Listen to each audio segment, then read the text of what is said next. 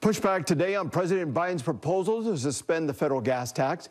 Talk of a tax holiday comes as Utah is still seeing the highest gas prices on record.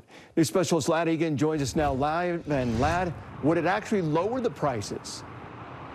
Well, analysts and critics say that there's no guarantee that a tax holiday would lower prices. That's because the savings from the tax being removed would need to be passed along from the gas producers to us, the consumer, when we fill up at the pump. Let me show you where we stand today according to AAA. The national average sitting at $4.94 a gallon. As you've noticed in Utah, our average is a full 25 cents higher at $5.19, which is the highest recorded price ever for our state. President Biden is calling for a 3-month suspension of the federal gas tax, which is about 18 cents a gallon for unleaded and 24 cents a gallon for diesel. Zions Bank economist Robert Spendlove, who is also a Republican state lawmaker, said he has concerns about a tax holiday because it may not impact prices.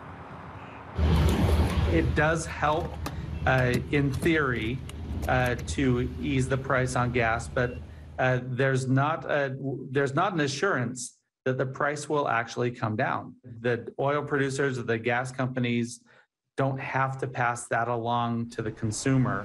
Even if there is a drop in prices, the other concern is that it could fuel inflation, especially during the summer when demand is already very high for gas. So if those gas prices go down, what we already know is that there's very high demand.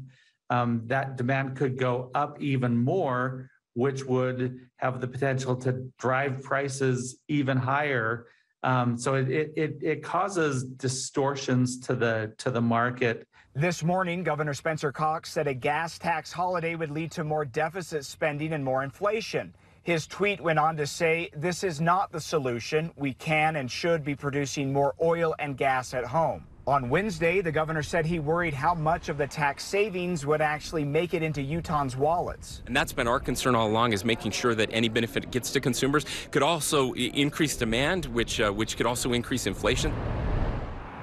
Right now, President Biden's proposal appears to face an uphill battle in Congress to get the support that it needs. The president also called on states to remove their tax, and so far there hasn't been support for that here in Utah.